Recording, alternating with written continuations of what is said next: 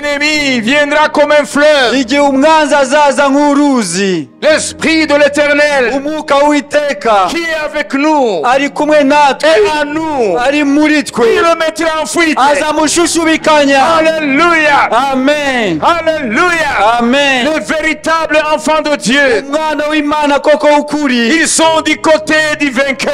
ari mu ruhande rw'uwanesheje. Les véritables enfants de Dieu, Abana b'Imana koko ils bukuri sont du côté du Tout-Puissant. bari mu ruhande ukomeye. Aucun sorcier Nta mupfumu ne fait poids avec nous. ntabwo ashobora kujya mu bipimo hamwe natwe. Non. Oya. Alléluia. Amen. Sur le ring du combat Rero spirituel, ku rubuga rw'intambara yo mu mwuka, nous faisons partie des catégories des poids lourds. twebwe turi mu rwego rw'abandi bakomeye. Et en face de nous, Rero imbere yacu Satan et tous ces démons, Satani n'abadayimoni be bose il ne peut pas faire poids. ntabwo bashobora guhangana natwe. Non. Oya. Il n'est même pas catégorie moyenne. Nta nubwo bari mu rwego ruciriritse, Ils ne sont pas dans la catégorie léger. ntabwo bari mu rwego ruciriritse, Ce sont des poids mouches. ahubwo ni urwego rwo hasi. Alléluia. Amen. Lorsque nous lançons, Iyo turekuye, alléluia, amen, un seul coup de poing, gukubita ingumi imwe gusa, nous mettons KO dukubita hasi toutes les forces des ténèbres. imbaraga zose z'umwijima, Nous les mettons KO. tuzikubita hasi. Alléluia. Amen. Parce que la force qui est en nous, Kubera ko imbaraga ziri muri twe ce n'est pas la force d'Adam, ntabwo ari imbaraga za Adamu, c'est la force ni imbaraga du Dieu Tout-Puissant. z'Imana ishobora byose. Il a vaincu. Yaranesheje. Il est le héros. Amen. Amen. Amen. Nous qui avons cru en Jésus, Twebwe abizeye Yesu, l'Esprit combat pour nous. umwuka wera araturwanirira. Alléluia. Amen. L'Esprit combat pour nous. Umwuka wera araturwanirira. Lisons Ésaïe 59, 19. Dusome Yesaya 59:19. On craindra le nom de l'Éternel depuis l'Occident, nibwo bazubaha izina ry'Uwiteka uhereye iburengerazuba, et sa gloire depuis le soleil levant. bakubaha icyubahiro cye uhereye aho izuba rirasira. On craindra le nom de l'Éternel depuis l'Occident, nibwo bazubaha izina ry'Uwiteka uhereye iburengerazuba, et sa gloire depuis le soleil levant. bakubaha icyubahiro cye uhereye aho izuba rirasira. Quand l'ennemi viendra comme un fleuve, quand l'ennemi viendra contre vous comme un fleuve, kuko umwanzi azaza igihe umwanzi azaza kubarwanya nk'uruzi, l'Esprit de l'Éternel le mettra en fuite, umwuka w'Uwiteka azamushushubikanya. Amen. Amen. Mwabyumvise? Yego.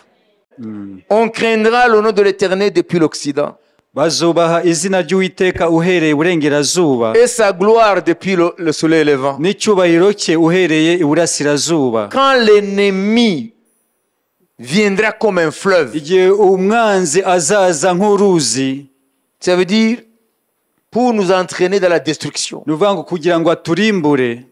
Igihe azaza nk'uruzi Satani, uruzi rufite imbaraga nka fleuve Congo. Amen. Amen. Kugira ngo adutware, aturimbure, adutsembe, ntituzongere kuboneka, atujyane, atuhambe munsi y'inyanja, kuko les fleuves se jettent dans la mer, n'est-ce pas? Kuko inyanja yisuka inzuzi zisuka mu nyanja. Alléluia. Amen. Alors, l'Esprit de l'Éternel le mettra en fuite. Umwuka w'Uwiteka azamushushubikanya. Ah, mais acclamons Jésus. Dukomere Yesu amashi. Amen. Donc Satan viendra contre toi comme un fleuve puissant. Ni ukuvuga ngo Satani azaza gutera ameze nk'uruzi rukomeye, pour te faire disparaître kugira ngo aburizemo ubuzima bwawe, de la terre des vivants. kugira ngo ukurwe ku isi y'abazima. Alors l'Esprit de Dieu Rero umwuka w'Uwiteka abari stand-by. aba yiteguye. Alors l'Esprit de Dieu Umwuka w'Uwiteka rero va contre-attaquer. azahita atera ako kanya. Amen. L'Esprit de Dieu va contre-attaquer. Umwuka w'Uwiteka nawe azahita ahaguruka atere. Et la Bible affirme, Bibiliya irahamya, et réaffirme, ikongera igahamya, et confirme. ikongera igahamya. Alléluia. Amen. L'Esprit de Dieu Umwuka w'Uwiteka le mettra en fuite. azamushushubikana. Amen.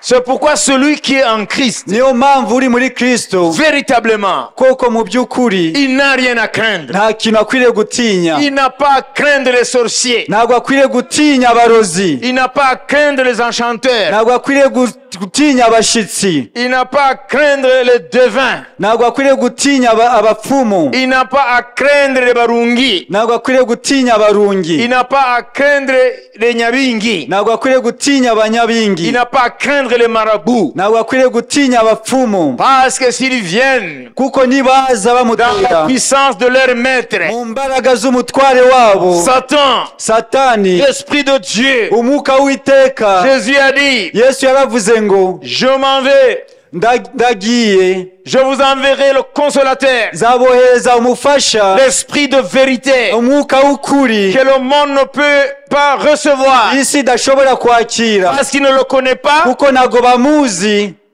il ne le voit pas, ntabwo bamubona, mais vous, ariko mwebwe il sera avec vous, azabana namwe, il sera en vous.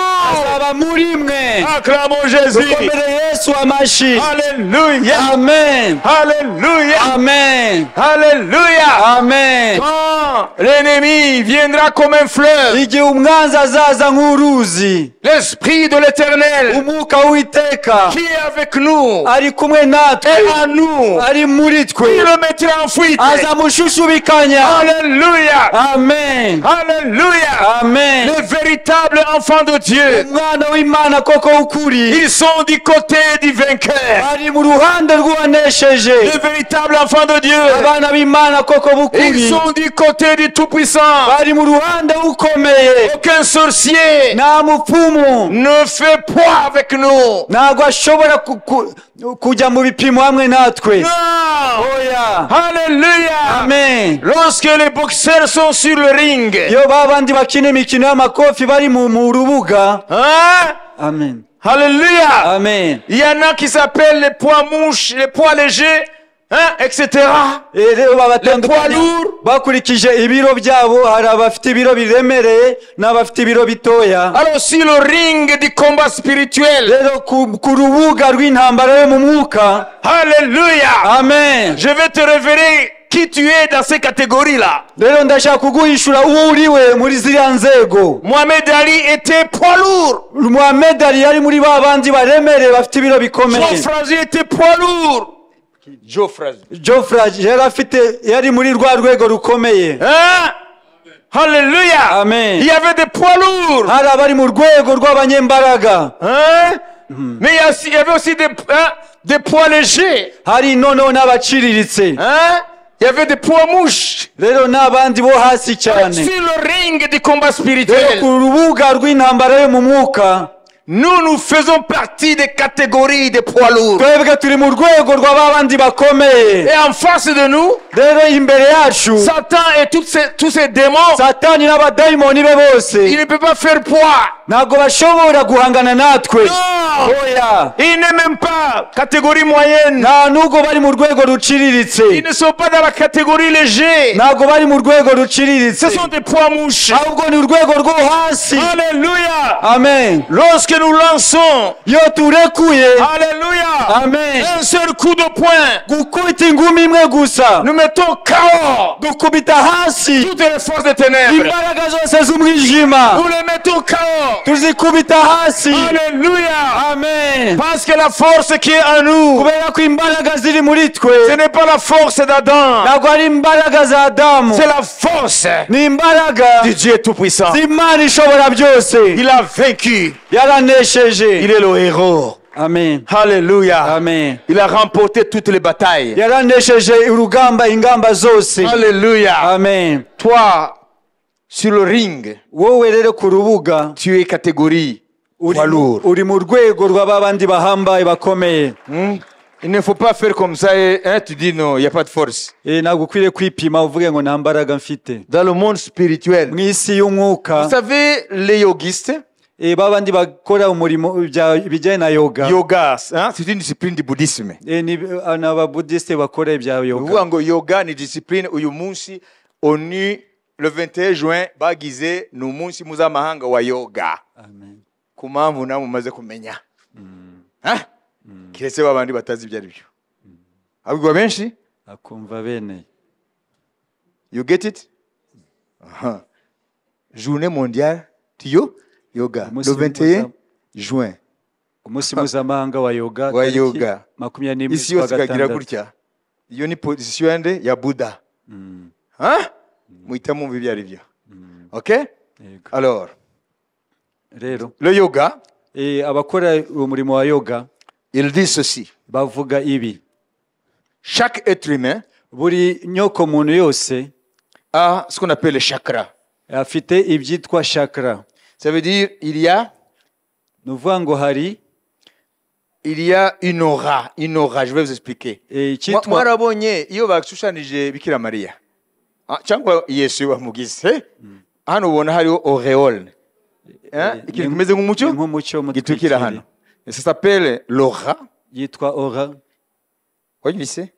Alors, ils disent ceci. Bo bavuga ko chaque être humain, buri muntu mu kiremwa muntu, il a un niveau de chakra ou un niveau. Il y a plusieurs chakras. Les principaux, c'est 7 chakras. Je ne vais pas entrer là-dedans, mais je vais parler de l'auréole ou... je dis l'auréole? L'aura. L'aura. Nuvuga ngo buri muntu wese aba ari mu nzego zitandukanye za chakra, ariko noneho hakabaho n'igitwikirizo wa mucyo buri hejuru, nabyo bitandukana inzego.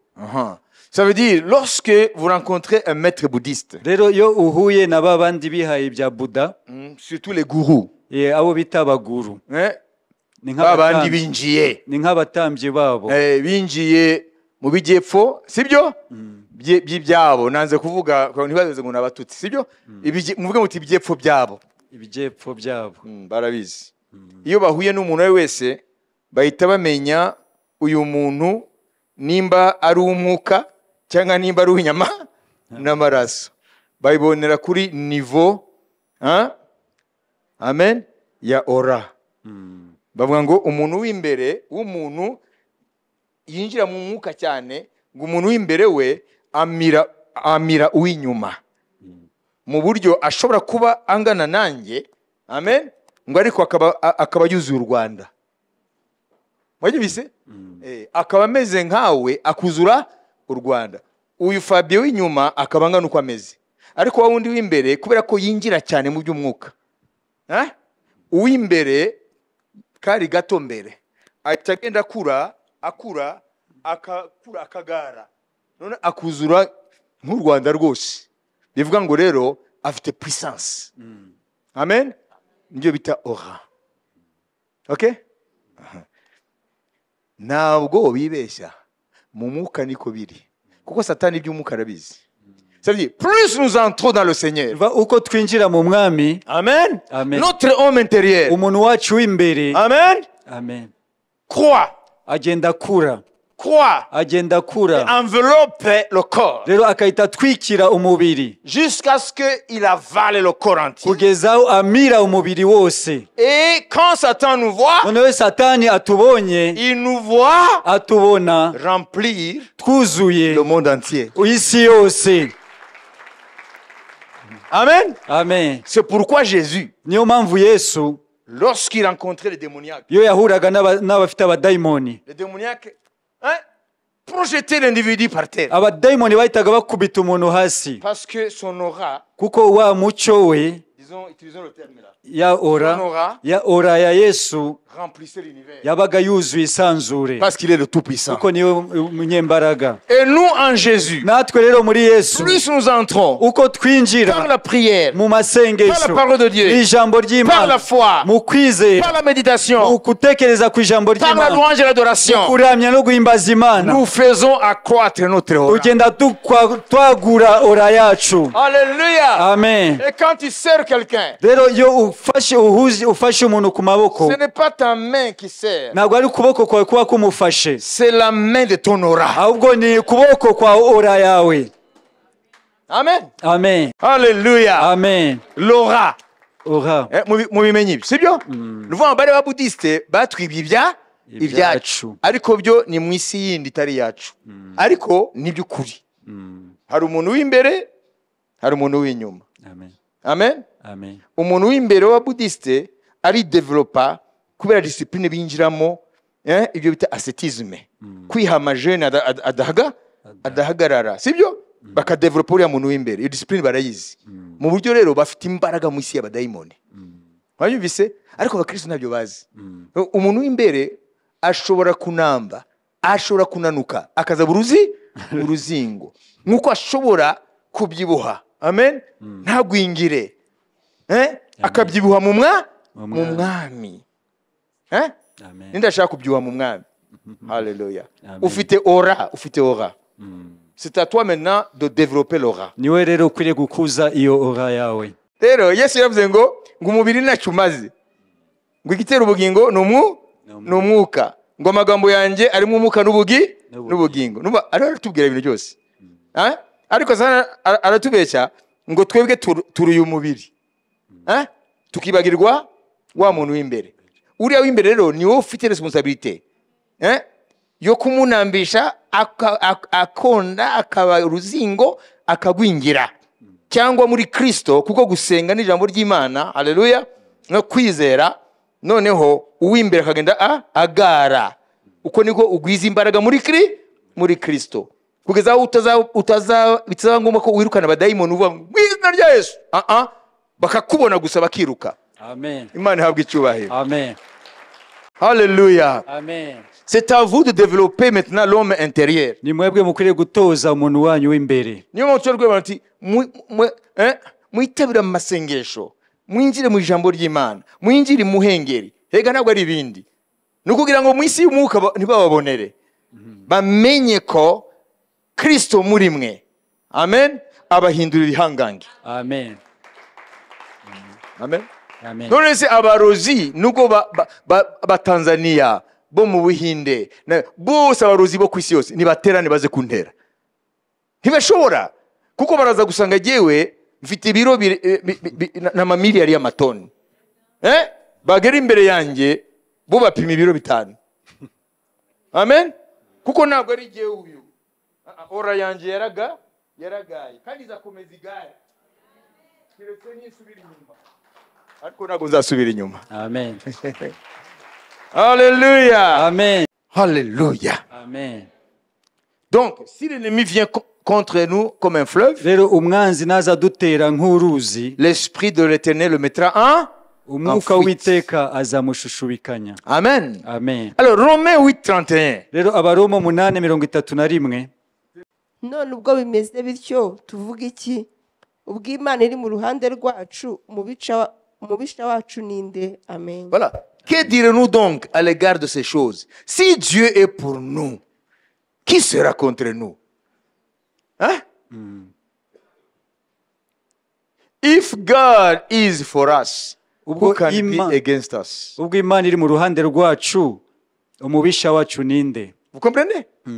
Donc Paul sait Rero Paulo yarabizi neza, pertinemment abizi neza que le véritable enfant de Dieu, ko umwana w'Imana koko ukuri, qui connaît les profondeurs de l'esprit de Dieu, uzi ibijepfo by'umwuka w'Imana, personne ne peut résister en face de lui. ko nta n'umwe ushobora kumuhagarara imbere. Si Dieu est pour nous, Niba Imana iri mu ruhande qui rwacu, sera contre nous? umubisha wacu ninde? C'est la Bible qui pose la question. Ni Bibiliya ibajije icyo kibazo. Quel sorcier? Ese ni uwuhe murozi? Quel ennemi? Ese ni uwuhe mwanzi? Personne. Nta n'umwe. Personne ne peut tenir devant l'esprit de Dieu. Nta n'umwe ushobora guhagarara imbere y'umwuka w'Imana. Hein? Si Dieu est pour nous, Niba Imana iri mu ruhande qui rwacu, sera contre nous? mubisha wacu ninde? Ce que nous n'avons pas compris, Nuko tutasobanukiwe le mécanisme. imikorere. Amen. Amen. C'est le développement de notre aura. Ni uburyo ora yacu igenda ikura. C'est l'homme intérieur qui se développe Ni umuntu wacu w'imbere ugenda akura. selon la discipline de Jésus. Ukurikije ibyo Yesu yadushiriyeho dukwiriye gukurikiza. Que Paul appelle dans Éphésiens 4. Ariryo Paulo yita mu Efeso 4, Dépouillement, kwiyambura revêtement. no kwambara. Je me dépouille le charnel, Ndiyambura uwa kamere, je me revêt du spirituel. inkambara iby'umwuka. Donc la vie chrétienne normale Rero ubuzima bwa Gikristo nyabwo consiste à un processus bushingiye ku rugendo, qui se résume en ceci: dushaka kuvuga muri make dépouillement, kwiyambura revêtement. no kwambara. Je me dépouille du charnel ndiyambura uwa kamere et je me revêt du spirituel. nkambara uw'umwuka Et mon aura se développe. noneho ora yanjye ikagenda gukura Et je vois la puissance de Dieu rero nkabona imbaraga z'imana agir dans ma vie. zikora mu buzima bwanjye Pour défaire, kugira ngo ziguhindure pour défaire kugira ngo zihindure ubusa n'importe quel ennemi. umwanzi uwo ari we wese. Alléluia. Amen. Amen. Amen. Amen. Acclamons Jésus. Dukomere Yesu amashyi. Alléluia. Amen. Vous voyez? Amen. Vous voyez? Si je fais comme ça, Ngize gutya akaguru vous voyez que c'est ma jambe naturelle qui bouge. mubona ko ari ukuguru kwanjye gusanzwe kuri kunyeganyega. D'une part, c'est vrai, Mu buryo bumwe nibyo, mais d'autre part, ariko mu bundi buryo si je suis en Christ niba ndi muri Kristo et ayant une aura développée à un certain niveau, nkaba mfite ora yateye imbere mu rwego runaka, ce n'est pas le corps physique qui fait ça. ntabwo ari umubiri ukora gutya, C'est mon aura spirituelle de la jambe. ahubwo ni ora yo mu mwuka y'ukuguru kwanjye. Amen. Amen. Je peux faire comme ça. Nshobora kugira gutya ukuguru Il ne se passe rien chez toi. hakagira Il ne se ikikoreka passe rien. ntihagire ikikoreka ku buzima bwawe. Mais lorsque c'est l'aura qui le fait maintenant, Ariko iyo ari ora noneho ibikoze la jambe spirituelle, ukuguru rero ko mu si mwuka je fais comme ça, ngize gutya, toute cette rangée iki gice cyose peut être projetée par terre. ushobora gukubitwa hasi bose. Comment ma jambe, Ni gute ukuguru kwanjye qui ne vous a pas touché, kutigeze kugukoraho vous, mwebwe vous êtes projeté par là. mukahita mugwa hasi. L'aura, amen, Amen. développée. Yateye imbere. Kandi umwana w'Imana wese arayifite. C'est à lui maintenant de développer ça. niwe ukwiriye rero kwiteza imbere. Amen. Amen. Alléluia. Amen. Amashyi menshi ku mwana. Amen. Alors, si Dieu est pour nous, Rero Imana nibiri mu ruhande rwacu, qui sera contre nous? umubisha wacu ninde? Personne. Nta n'umwe. Il suffit que Dieu soit pour toi, Gusa Imana iri mu ruhande de rwawe, ton côté. ikaba mu ruhande rwawe, Tu n'as à craindre personne. nta n'umwe ukwiriye gutinya. Yaba abazima n'abapfuye. Nta n'umwe ukwiye gutinya. Amen. ngo baratubwiye ngo bazimu biwacu ngo nitutabaterekerera tukubakira ka kazu k'inyarwanda tukazana agacuma tukajya dushyiramo urwarwa hanyuma yose ngo hanyuma ngo ntago bizagenda ibyago bizadutera bazajya bakenyuka abantu bakaba mu bubata bw'abazimu kuko ntago bazi Yesu icyo yakoze. Iyi ni iminsi yo kudevelopa muscles, imitsi yo mu mwuka. Amen. Haleluya. Amen. Niba ujya uterura ibyuma, okay fine, ariko terura ibyo mu mwuka nabyo. Amen. Imana yagucyubahiro. Udevelope muscles zaha ariko no mu mwuka. Amen. Ngo l'exercice physique est utile à peu de choses. Kwitoza k'umubiri kufite umumaro muri bike. Gufite umumaro ngo ariko muri bike. ariko kwitoza kubaha Imana gufite umumaro mu buzima bwa none n'ubuzima buzaza. Haleluya. Amen. Psalm 118:6. Zaburi 118 murongo wa 6. Iri jambo rwose urigera uryandike ku buriri bwawe, uryandike aho wicara aho byose, kuko Imana yarabwiye Abisirayeli ngo amagambo yayo ngo bajye bayandikaho hose, ngo kubishimanya ngo nibinjira bayasome, nibasohoka bayasome. Ndetse Imana yarabwiye ngo munayambare. Amen. Kuko Imana yashaka ngo abinjiremo bacengere. Uwiteka ari mu ruhande rwanjye sinzatinya, umuntu yabasha kuntwara iki? Amen. Yemwe nawe ni wibaze. L'Éternel est pour moi. Uwiteka ari mu ruhande rwanjye Je ne crains rien. sinzatinya. D'abord, rien. Nta na kimwe. Avant de parler des hommes, je ne crains rien. Mbere yo kuvuga abantu nta na kimwe ntinya. Le verset n'est pas terminé. Rero uwo murongo ntabwo urarangira. Je ne crains rien. Nta na kimwe ntinya. Alléluia. Amen. Je ne crains rien. Nta na kimwe ntinya. L'Éternel est pour moi. Uwiteka ari mu ruhande rwanjye. Ninde Uwiteka ari mu ruhande rwe? Ni wowe ubwirwa rero. Amen. Amen. L'Éternel est pour moi. Uwiteka ari mu ruhande rwanjye. Par voie de conséquence, Ingaruka yabyo rero je ne crains rien. nta kintu ntinya. Ce matin, Muri iki gitondo tu ne dois craindre rien. nta kintu na kimwe ukwiriye gutinya. Rien. nta na kimwe, Rien. nta na kimwe, Aucun démon. nta dayimoni n'imwe, Aucun méchant parmi les hommes. nta mugome n'umwe mu bana b'abantu. L'Éternel est pour moi. Uwiteka ari mu ruhande Je rwanjye, ne crains rien. sintinye ikintu na kimwe. Iyo rien, ce rien, Iryo jambo ngo nta na kimwe, il faut mettre tout, ukwiriye gushyiramo byose, tout ce qui existe. ibintu byose biriho. Tu ne crains rien. Nta kintu na kimwe utinya. La pauvreté, Ubukene, la misère, la ibya- guerre, intambara, des bruits de guerre, impuha z'intambara, hein? Les menaces ibitera ubwoba de toutes sortes, by'ubwoko bwose, la sorcellerie, la magie, uburozi, ubupfumu, hein? Le malheur. ibyago, Je ne crains rien. nta na kimwe ntinya. Rien veut dire rien. Ni ukuvuga ngo niba nta na kimwe, nta na kimwe nyine. Amen. Hano nimba hari abantu bafite icyo batinya kimaze iminsi kibatera ubwoba, iri ni ijambo ryitwa umuti w'umwami kuri wowe. Amen. L'Éternel est pour toi. Uwiteka ari mu ruhande rwawe, Tu ne dois craindre rien. nta kintu na kimwe ugomba gutinya. Rien, rien. Nta na kimwe. Amen. Amen. Niwumve ngo byatikuye hano, ngo wagiye kwa muganga, ngo wakubwiye ngo niwumva mu ibere, ngo gutya, ngo arakantu ngo kameze nk'akabuye n'ibiki byose, ngo uvuge uti karabaye. Je ne crains rien. Nta na kimwe ntinya. Amen. Naragiye ku mujineko, hanyuma aravuga ati rero madame ntabwo ushaka kujya kure. Amen. Kuko ntabwo ndi ginekologe yewe. Hanyuma birarangiye. Je ne crains rien. Nta na kimwe ntinya. Amen. Baravuze ngo kubera ko muri iyi minsi murabizi ku bigo byinshi ku isi byari bikomeye byinshi cyane, byarirukanye abakozi basigaranye nka 1/10 kubera ubukungu bwarahungabanye, sibyo? N'abasigaye rero muri abo nabo baguma Bafite ubwoba. baravuze noneho hagira hazi inkubiri ya kabiri yo kugabanya, noneho ntabwo nanjye ndimo. Je ne crains rien. Ntacyo ntinya. Amen. Vuga uti ntacyo ntinya. Ntacyo ntinya. Amen. Amen. Je ne crains rien. Nta na kimwe ntinya. Barambwiye ngo kanaka ngo arakwirukankaho ngo akugendaho. Je ne crains rien. Ntacyo ntinya. Umunyabyaha ahunga nta kintu kimurukanye. Jero sindi umunyabyaha. Ntacyo ntinya.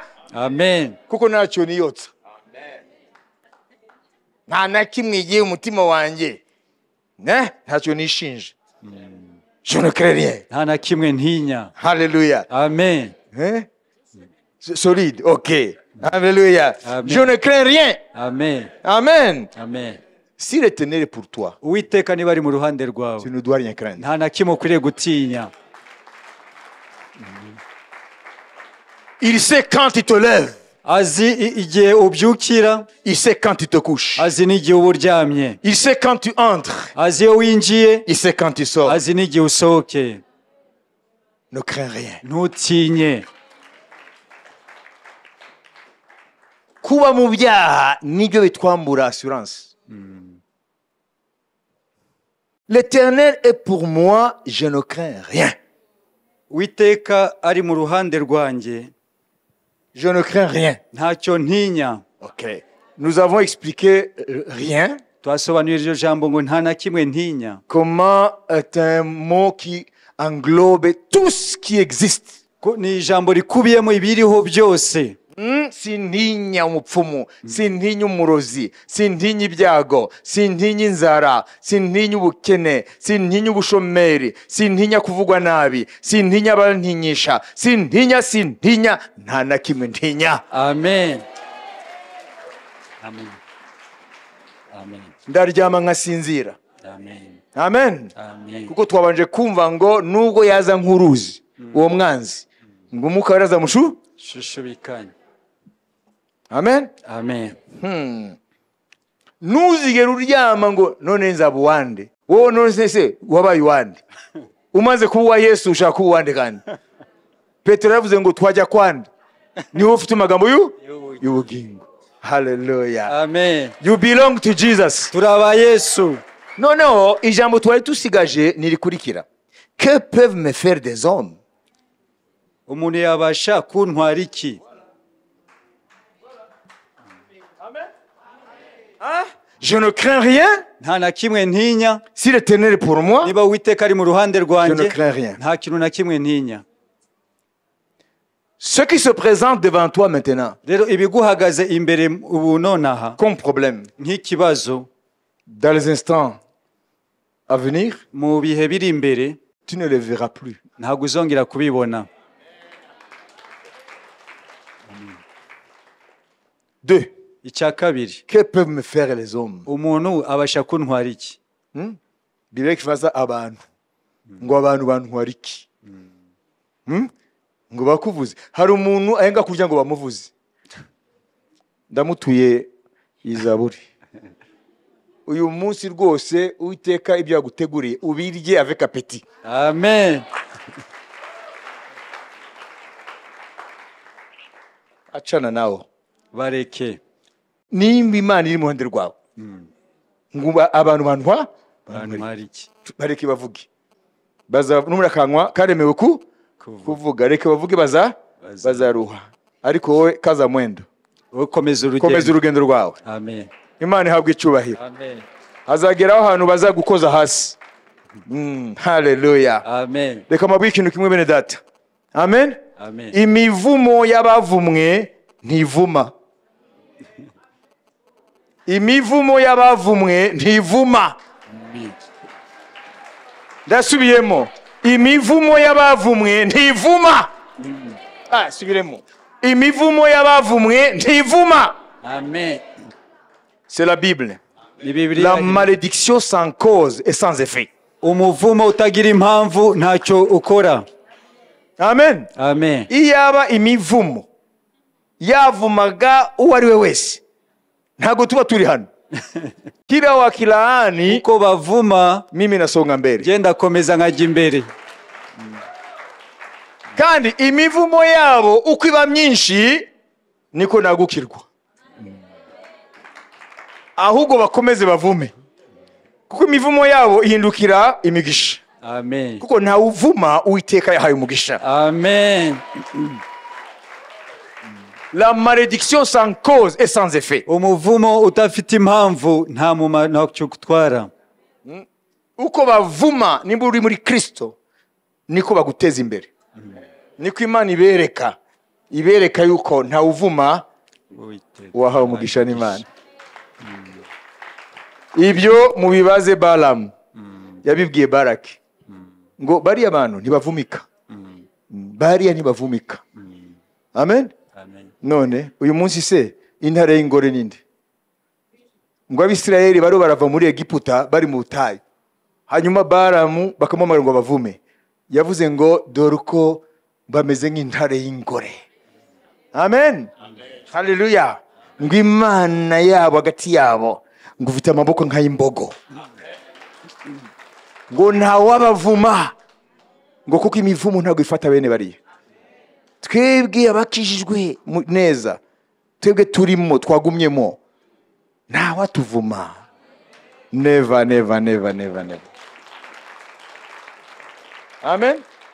Ntibishobora kudufata kuko nta uvuma Uwiteka yahaye umugisha. Ngo nimba Uwiteka ari mu ruhande rwawe nta na kimwe watinya. Kandi ngo abantu bagutwara iki? Nta na kimwe. Security yacu iri muri we. Amen. Turyama turi muri we. Tugenda tubyutse turi muri we. Hallelujah. amen Hallelujah. amen Ngwirinda ubwoko bwayo ntigira gute? Nisinzira nihunikira Reka ndangize kuri iki. Tugeze kivuga amasengesho no ku gatatu. Satani ngo ariho kera nyine Yesu ataraza ngo amaraso ye ahanagure amaguru ya Satani aho yahumanije mu ijuru. Sibyo? Satani ngo yaratambiraga isi yose hanyuma ngo akajya n'imbere y'Imana. Akajya kwirata abo yacumushe. None arajya hariya ngo imbere y'Uwiteka. Uwiteka ngo aramubona. Ngo Satani uvuye hehe? Ntimubizi ko biri muri Yobu. ngo mvuye kuzerera isi. N'ubundi urumva n'inzererezi. Ngo avuye kuzerera isi. Wabonye umugaragu wanjye Yobu ukuntu yubaha Imana? Satani yamushubije iki? Ngo ariko se Satani ahura amaganya nagutaha umenye ngo ni Satani waguteye. Ni umunyamaganya gusa. Ngo ariko umva imvugo ye namaganya gusa. Ngo mama mwibaza ko mwabizanye ni Satani wabizanye kuva mbere. Mama ngo yabura se gute kukubaha no kugutinya. Umva ijambo yavuze adashaka kurivuga. Yamenye ibanga n'Imana yatumye rimena. Ngo ese ngo ko wamugose. Ngo igihe cyose nshaka kujya kumutera nsanga wamugose. Ngo wamugose we ngo nabe ngo nibye.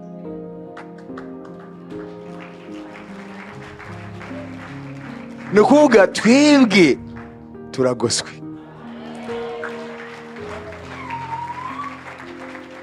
Turagoswe ubwacu, abacu baragoswe, n'ibyacu biragoswe. Makofi kwa Bwana Yesu. Amen, amen. Haleluya. Uragoswe. Amen. Abawe baragoswe. Amen. N'ibyawe biragoswe. Amen. Ni Satani ubwe yamenye ibanga biri muri Yobu. Amen. Ngo iyo ngiye kumutera nsanga wamugose. Imana avuga ati bashaka kumenya yuko nubwo naguha icyuho yamvaho. None Imana muri clôture yayo sibyo yakorotiriye Yobu mur de protection. Amen. Inkike yagotesheje Yobu nabe nibye. Imana ivanamo dutafari. Yavuga ati okay sesera hari n'undi uwo gusesera. Sesera hariya parce que breshe ntabwo ari nyirinzu. Nyirinzu anyura muri gate mu marembo. Breshe nyuramo abajura. Satani ngo yaje kwiba kwica no kurimbuka. Imana ntabwo yamuhaye gate yakuye udutafari ngo sesera n'undi wowe ujusesera. Hanyuma arasesera koko arakubita abana be arakubita ibintu bye bigiraho no akubita n'umubiri we. Ariko Imana yavuga ngo kubuga ingoge ntukoraho. Yobu ntigeze ariko Imana ye amaze kunesha ibigeragezo agashyira Imana icyubahiro. Imana imukubira yarangiza noneho na cya cyuho irakiziba.